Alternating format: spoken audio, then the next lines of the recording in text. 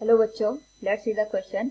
A tank full of water has a small hole at its bottom. If 1/4 of the tank is emptied in T1 second and the remaining 3/4 of the tank is emptied in T2 second, then ratio T1 by T2 is. Here we have given 4 options. Now to answer this question, first we will discuss here the key concept, and here the key concept is given as equation of motion.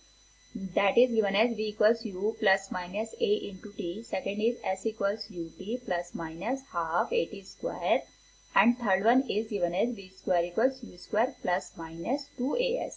तो इस case में अगर हम यहाँ पे free fall की बात करते हैं, सपोज हमारे पास यहाँ पे कोई ऑब्जेक्ट है, ये हमने फ्री फॉल कराया, इनिशियल वेलोसिटी 0 के बराबर थी, एंड यहाँ पे इसकी जो टोटल हाइट है फ्रॉम द गिवन सरफेस वो h के बराबर है.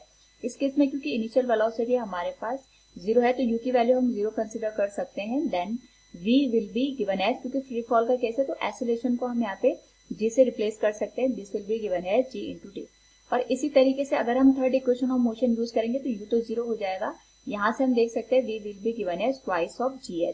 इन दो इक्वेशन को अगर हम रिलेट करें तो हम यहाँ से एक रिलेशन निकाल सकते हैं, that is t is directly proportional to square root of h. That will be applicable when we have the free fall case, जब हमारे पास फ्री फॉल का केस हो. तो क्वेश्चन में हमारे पास यहाँ पे एक टैंक दे रखा है, इसी का यूज करके हम यहाँ पे इस क्वेश्चन को सॉल्व करेंगे. इस टैंक की जो टोटल डेप्थ है वो हम h के बराबर यहाँ पे कंसिडर कर रहे हैं. क्वेश्चन में दे रखा है 1/4 of the tank is emptied in T1. तो हम ये मान के चलते हैं जब हमने यहाँ पे एक होल किया, उस पर्टिकुलर केस में हमने यहाँ पे बॉटम पे होल कर रखा है, तो इसका जो टोटल हाइट है इसका 1/4 एम्प्टी होने में इसको T1 का समय लग रहा है.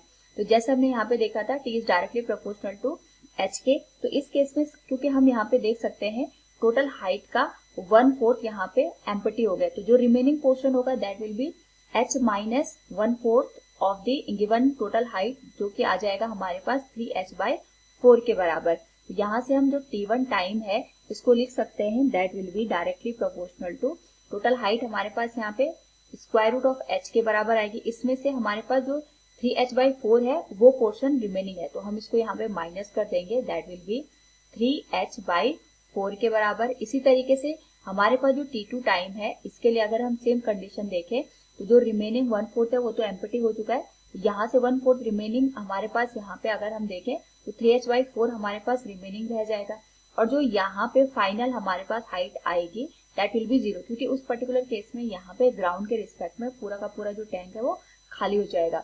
हमें यहाँ पे दोनों जो इक्वेशन गिवन है इसी का टाइम का रेशियो निकालना है, तो that will be given as T1 by T2 will be equal to square root of h minus square root of thrice of h divided by 4 divided by square root of 3 into h divided by 4.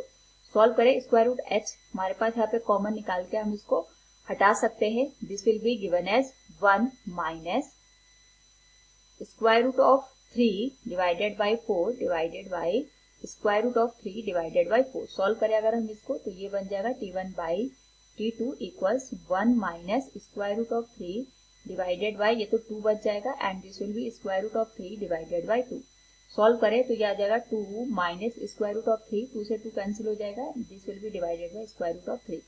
अगर हम time का ratio देखें, this will become 2 by root 3 minus 1. This will be the ratio of time. So from the given question, we can say here the correct relation or ratio of T1 and T2 will be 2 minus root 3 by root 3. Option D will be the right answer. Hope all you understood it. Thank you and best of luck.